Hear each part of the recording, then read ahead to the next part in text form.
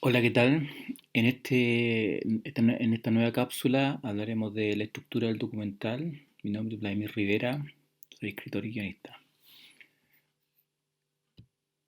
El documental es una de las formas actuales del cine más innovadora y más atractiva, porque se permite de alguna manera mezclar diferentes tipos de formatos, géneros, lo cual le da obviamente cierta libertad y un cierto atractivo, que no lo tiene la ficción. Sin embargo, a pesar de esta libertad que el documental puede presentar, también tiene ciertas restricciones y esas restricciones van precisamente por el lado de la estructura. Cuando hablamos de estructura, nos referimos a que todo tiene estructura. Una flor, un bosque, una casa, una película. Es decir, todo tiene una estructura. La pregunta, por lo tanto, si lo llevamos a una película es, ¿cuál es la estructura de tu película? Nosotros, en algún punto, tenemos que estructurar. ¿Qué significa eso? Es decir, yo puedo estructurar al principio desde el guión, digo ya mi película va a tener, este va a ser el principio, este va a ser el medio, este va a ser el final, o puedo estructurar hacia el final también, es decir, cuando ya he grabado mi película, y ahí puedo comenzar también mi proceso de estructuración, pero es inevitable, no podemos escapar a la estructura. ¿Por qué? Porque la estructura, o el espectador por lo general percibe que si algo está desordenado no tiene estructura y no lo entiende. Y entonces, en ese sentido, no hay estructura sin repetición y regularidad, no hay estructura sin diferenciación de las partes que componen un todo, y no hay estructura sin establecer un orden en la variedad. Es decir, una estructura no tiene por qué ser predecible, que es el temor que la mayoría de las personas tienen al momento de enfrentarse a un proceso creativo.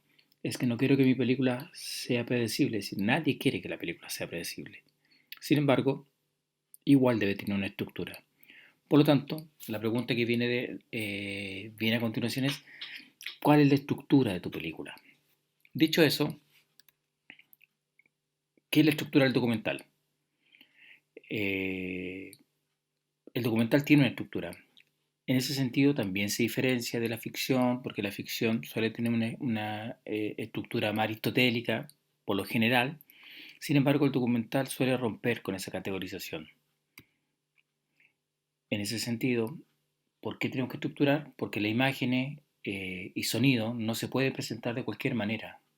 Tenemos que buscar que nuestro espectador entienda lo que queremos hablar. Si eso no está estructurado, el espectador lo va a sentir como un cierto desorden o como una carencia y en la mayoría de los casos se va a aburrir. Estamos hablando de un espectador estándar, pues no estamos hablando del espectador que busca innovación y que busca experiencias más radicales en el cine, que los hay, ¿no? Estamos hablando de un espectador estándar, ¿no? Ahí tenemos un fotograma de Flaherty y Helen Bondogen, que están montando algún documental. Flaherty, conocido porque dirigió el documental Nanook el Esquimal. Sin embargo, no todo tiene una cierta estructura, como por ejemplo, el documental puede ser más libre, eh, perdón, el videoclip puede ser más libre. Hay videoclips que efectivamente son planificados, son con estructura, con un guión, pero otros van surgiendo a partir del registro que se hace. En la imagen tenemos un fotograma de Pacific 231, que es un documental de Jan Mitri, que está montado sobre la base de la música de Arthur Honegger. Mm, eh, Acá, en este documental, lo que hace de alguna manera es representar a nivel de imagen el sonido de una locomotora. Ahí ustedes pueden buscar en YouTube este documental, hay fragmentos y se van a dar cuenta ahí cómo instalando de alguna forma la música por un lado y la imagen por otra, y va generando la sensación de que estamos dentro de un ferrocarril de la época. ¿Alguna estructura del documental? Veamos cuáles podrían ser estas. La primera estructura que nosotros podríamos analizar se llama las partes de un todo. ¿Y en qué consiste esta parte de un todo? Por ejemplo, nosotros tenemos un tema y lo vamos desglosando en diferentes subtemas. Por ejemplo, yo puedo hablar de la pedofilia, ya ese va a ser mi tema, ¿no? y yo puedo armar ahí, ¿no es cierto? Digo, ya, ¿qué subtemas podría tratar? ¿Mm? La etimología de la palabra, las parafilias, la historia, el abuso de poder. Digo, ya, perfecto, ¿no? Esos van a ser los subtemas que yo voy a hablar o que voy a investigar sobre la pedofilia. Pero puedo seguir ampliando también el rango y digo, mira, ¿no? ¿Qué pasaría si le agrego, por ejemplo, los medios de comunicación? Hablo también de la sociedad, hablo de los grados de parentesco y dependencia, hablo de ciertos sucesos recientes que han ido apareciendo en la prensa, hablo de la incredulidad que sienten los familiares cuando se produce algún tipo de abuso, los abusos de poder, los vacíos legales. Es decir, puedo seguir ampliando este tema y lo amplío hasta el extremo. ¿Y por qué es importante ampliar los temas hasta el extremo? Porque luego viene un proceso de discernimiento en el cual yo digo, ¿saben qué? Estas son todas las variables que tiene mi tema. Por lo tanto, ahora lo que voy a hacer es elegir aquellos que me parezcan más atractivos, menos tocados y que puedan ser interesantes para cierta audiencia. Por lo mismo, entonces yo me pregunto, bueno, ¿qué subtemas se quiere desarrollar? ¿Qué subtemas voy a omitir porque no lo puedo hablar de todo, no puedo hablar de todo? ¿Cómo voy a comenzar mi discurso, es decir, mi documental? ¿Qué voy a poner a continuación? ¿Cómo voy a retener y aumentar el interés de la audiencia? ¿Y cómo llegar hasta el final? ¿Mm? Entonces, a partir de esta categorización de temas, podemos ir armando un documental, bajo la lógica de segmentos, ¿no? Temas o subtemas dentro de una gran categoría. Otro tipo de estructura sería la estructura acumulativas, que se contrapone a la anterior, porque la anterior existe una planificación previa, existe un guión antes de salir a grabar. Sin embargo, la estructura acumulativa no necesariamente existe un guión al principio.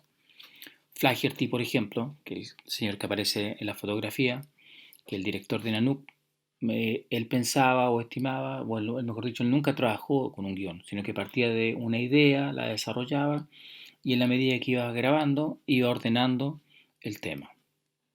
Por otra parte, Jean Roche, que tiene este hermoso documental, La pirámide humana, pasaba algo exactamente lo mismo, es decir, él lo que hacía era una especie de subcategorización de ciertos temas que le gustaría tocar, pero básicamente su intuición, su sensibilidad al momento de grabar o de registrar era lo que nosotros íbamos viendo finalmente en el documental. ¿Sí? Entonces tampoco había una planificación previa. Él seguía un esquema más o menos parecido a esto, ¿no? Digo, mira, voy a hablar de un tema, luego de esto otro, y los voy relacionando unos con otros. Pero en el montaje donde finalmente se hacía o se armaba el guión, ¿no? Otro documental que también lo pueden encontrar en YouTube, que se llama Berlín, Sinfonía, de Walter Ruttmann. Es un documental musical, es decir, tiene una sinfonía de fondo y se van intercalando diferentes imágenes de la ciudad de Berlín. Al principio incluso da la sensación, si uno no está muy atento, que son pura imágenes en desorden o que de alguna manera nos van mostrando la ciudad de Berlín, pero sin un orden aparente, sin una conducción. Pero si analizamos bien y si observamos bien, nos vamos a dar cuenta que el documental tiene cierta unidad. Y esa unidad no solamente está dada porque todo ocurre en Berlín, sino que porque además hay un movimiento. Es decir, la imagen siempre tiene un cierto movimiento. Entonces, por ejemplo, acá vemos un señor que va moviendo la mano, como dirigiendo una especie de tránsito o de banda. Y después vemos la rueda del tren que parte de la estación. Entonces ahí relacionamos el movimiento de la mano con el movimiento de la rueda. Y se va generando un cierto montaje rítmico y que le va dando unidad al relato. Entonces la primera lectura que nosotros vemos, que nosotros observamos del documental, da la sensación de que no existe una unidad. Sin embargo, en la medida que analizamos, vamos a ir percatándonos de ese tipo de movimientos. ¿Qué puede hacer entonces el documentalista para estructurar a posteriori?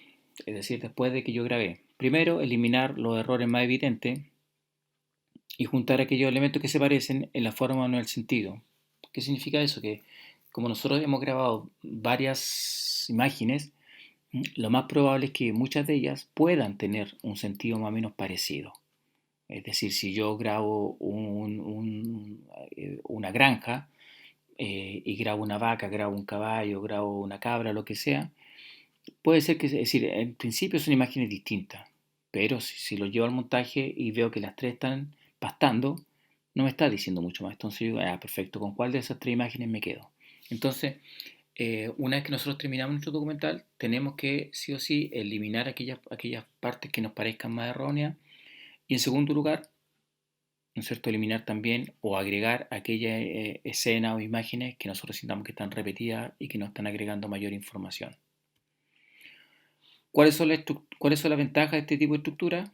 Primero, que dependen del azar y las impresiones del documentalista. Es decir, acá sí o sí el documentalista o la documentalista tiene que observar detenidamente la realidad.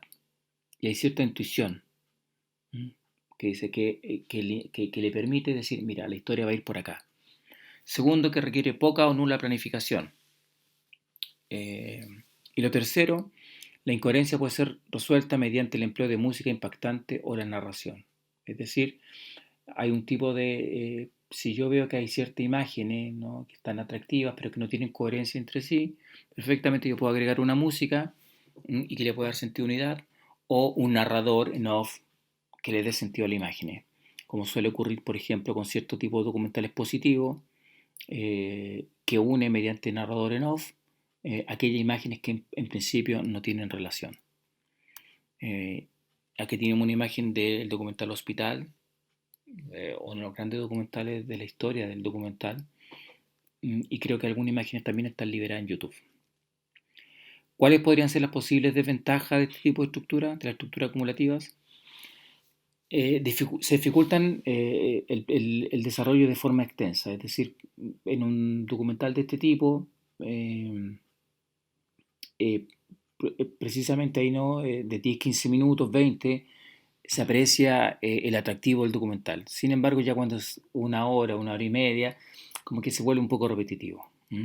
Y a la larga, ¿no es cierto?, como dice acá, se vuelve un discurso bastante reiterativo. Y el problema mayor es que prolongan el proceso de montaje. ¿Por qué? Porque como tenemos que estructurar, ¿no?, nosotros decíamos que uno tiene que estructurar o al principio o al final.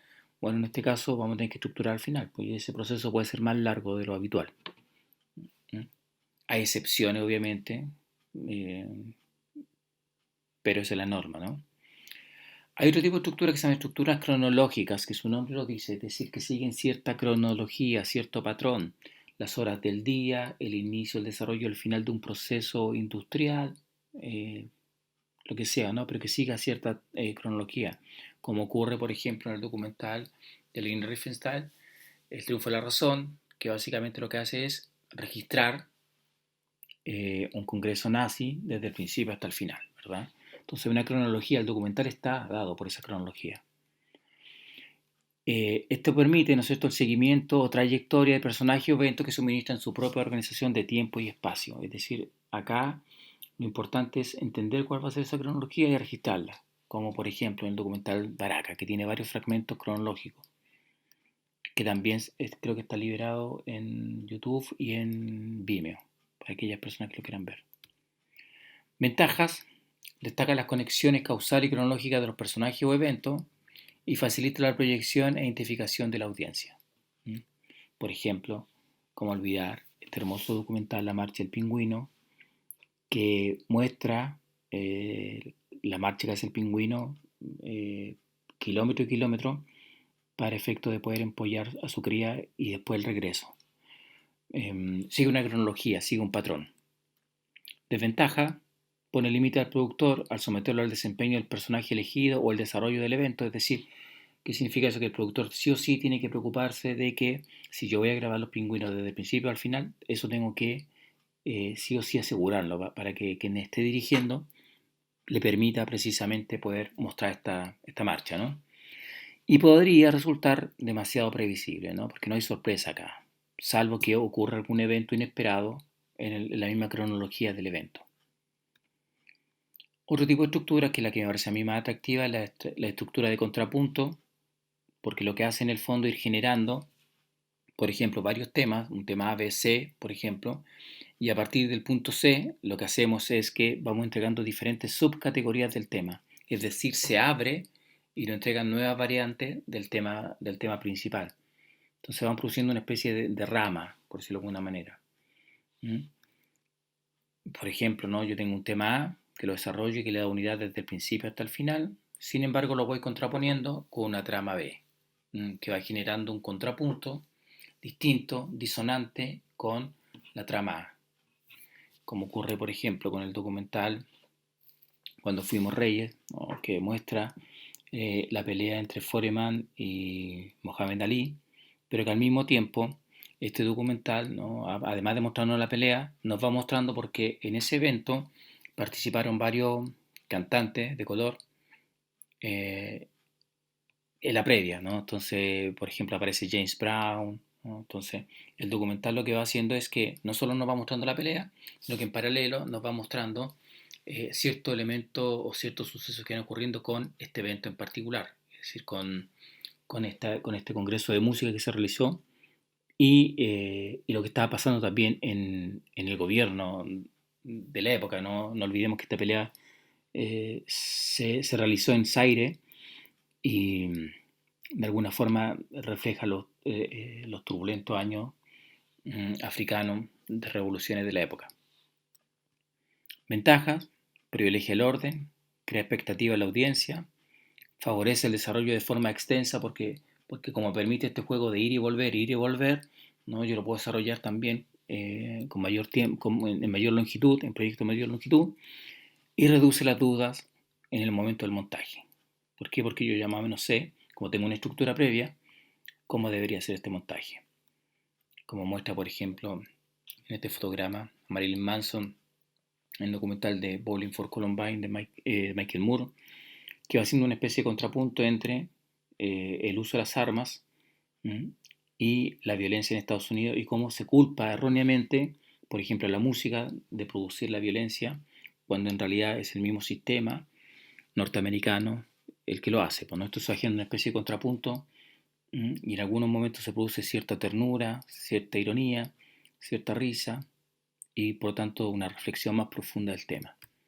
Desventaja: que requiere establecer una planificación previa y exige más tiempo en el desarrollo para ser percibida, porque son estructuras más complejas.